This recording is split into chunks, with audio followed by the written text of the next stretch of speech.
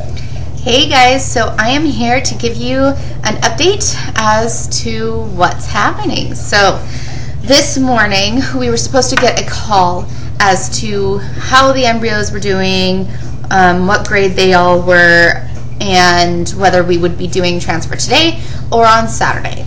So we live about 40 minutes away from our clinic, but with traffic it usually takes us about an hour to get there. So our transfer time, if it was today, was supposed to be at about 10:40, so we were supposed to check in at about 10:25, 10:30.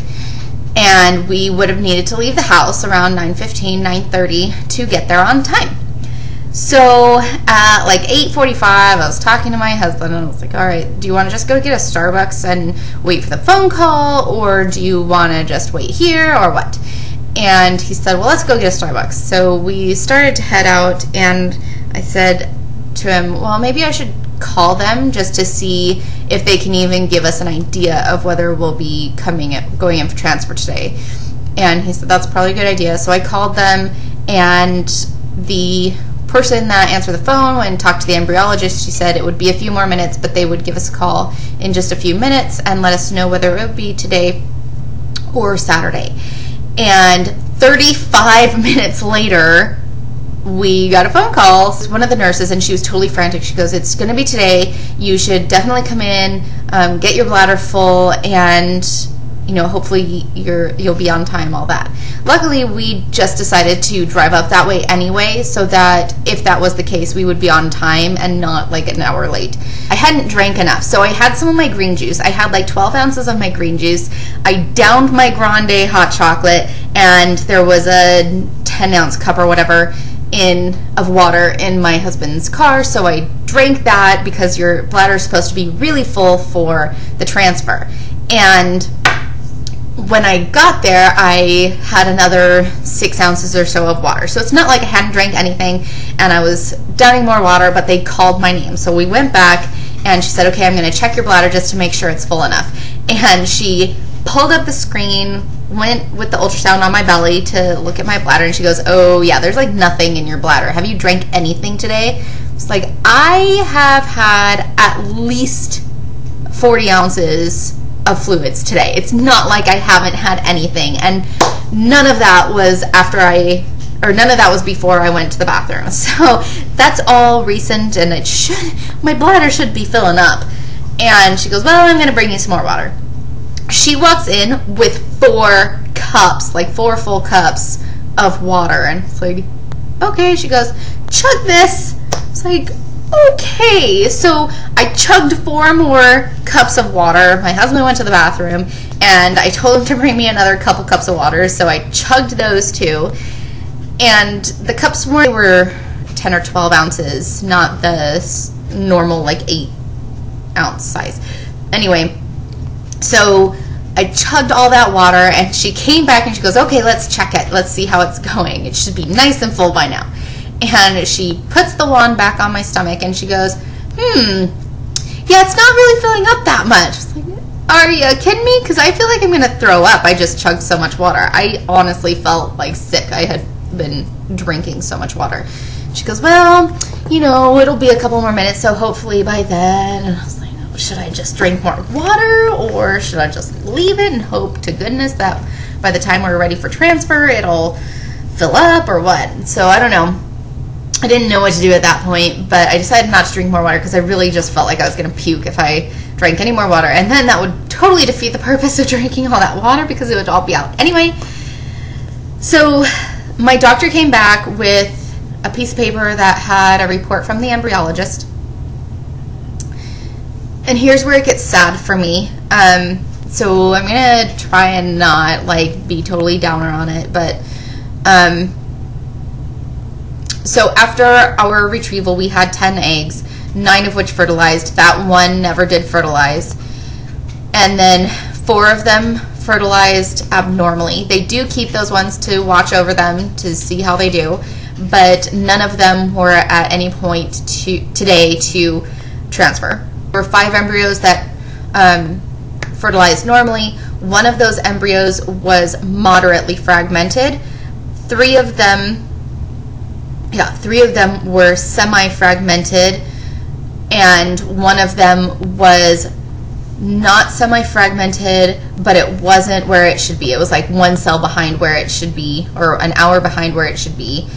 And so basically, none of our embryos were where they should be. And she said, you know, this is very strange. Neither one of you has anything wrong. Your eggs looked good. His sample looked good. This shouldn't be happening. There's no reason we know of in regards to you two that your embryos should not be totally normal and just top-notch. But we didn't have any embryos that were really good looking or perfect. And she said, you know, we would definitely recommend that you transfer this one that looks really good, or pretty good. There was never a really good in there. It was pretty good. And then I said, would you suggest that I transfer also one of the semi-fragmented ones? Would it possibly up our chances? And she said, you know, normally transferring more than one does not necessarily up your chances of a pregnancy, but in this case, I think it might. And it's just like, okay. And I could see on Jeremy's face that he wasn't necessarily totally on board with that. Now, as you've seen in my other videos, I always wanted to transfer 2 anyway. He always wanted to transfer 1. So at that point, I said, you know, can we have a minute? Does this have to be done right now, or can we have a minute to talk about this and make sure that we're both on the same page? Neither one of us is uncomfortable. And she said, yeah. So they left the room and we talked about it. And one of his big worries, which is obviously one of my big worries too, is that any of the fragmented ones are not going to grow enough to make it to freeze. And that's definitely one of my worries. So he was on this kind of page where, well, he thought it was a good idea to transfer 2, which is a first for him. He also wanted to give more of a chance that we would have any to freeze. And I said, you know, while I want some to freeze too, I really want to give us more of a chance on this cycle, hoping that while we hopefully have some to freeze, hoping that we wouldn't need those embryos because this cycle would work. And that's really my goal, is to have this cycle work. And he said, you know, I just don't really want twins. And I said, but I can't guarantee that. And I just want to give us the best chance for not having to repeat IVF. And since none of our embryos are great quality, I think it would give us a better chance to transfer 2. And it was kind of funny because, generally speaking, our clinic really pushes for 1 embryo versus 2 or more. And I don't think, except in very rare cases, I don't think they're even willing to transfer more than 2. So it was very strange to me. I said, you know, ever since the beginning, our doctor has said, you know, transfer 1, but now today it should be fairly indicative of our situation that she's saying it would be very reasonable to transfer 2. So he said, you know, I feel the same way about transferring 2. I'm just worried that none of the others will make it to freeze. And I totally agree with that. It was really sad to hear that none of our embryos was normal, and at such a young age and with nothing wrong with either of us, that our embryos are not strong and they're fragmenting and all that. So that was oddly hard to hear. At that same time, it was like, well, that totally explains. I mean, it's still unexplained infertility, and it's still, there's nothing technically wrong with us and all this stuff, but that totally explains why it's not happening on its own. None of our embryos, out of 10 eggs or 10 chances that we had, none of them were totally great or totally normal embryos. 10 chances at once, when we're only having 1 chance every cycle, that totally makes sense as to why it hasn't happened on our own. So, you know, it was just a totally weird paradox going on, but we decided ultimately to transfer 2. we transferred the one that was pretty good looking, and one of the semi-fragmented embryos. And it was funny, as we were deciding, you know, they came back in and we said, yes, we want to do 2. And then she comes in and she goes, okay, well, the embryologist just told me that one of the semi-fragmented just popped up another cell. So it just told me, pick me, pick me. It's like, all right, cool. So we have a 7-cell and a 6-cell in my belly. We did the transfer, and right before we did the transfer, I was like, you know, I think my bladder is finally catching up.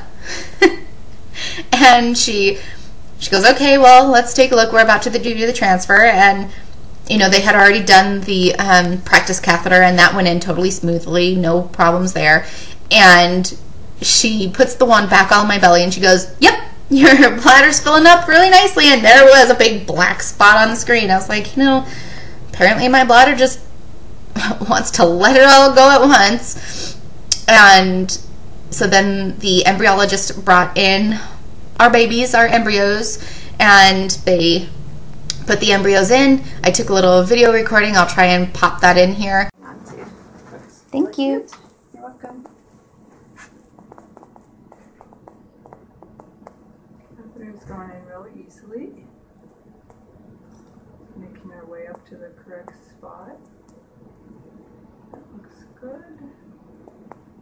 Middle of the uterus.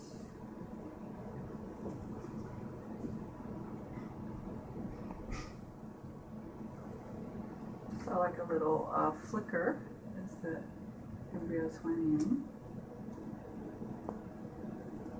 And now we're going to double check the catheter and make sure that they stayed.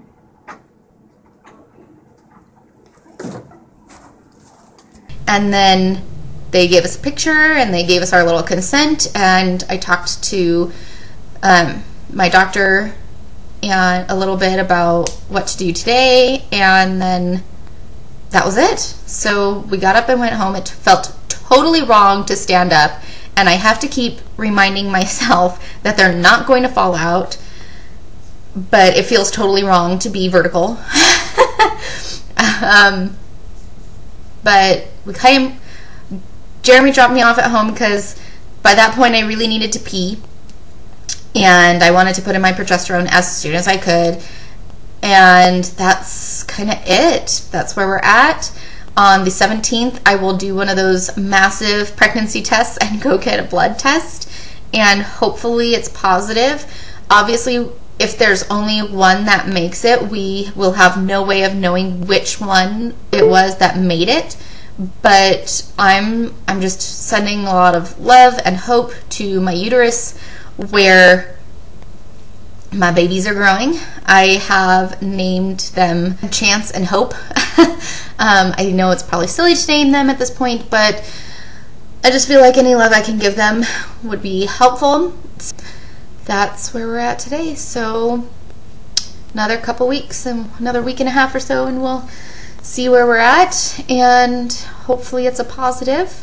I'm hoping both make it. Shh, don't tell my husband. He doesn't want twins.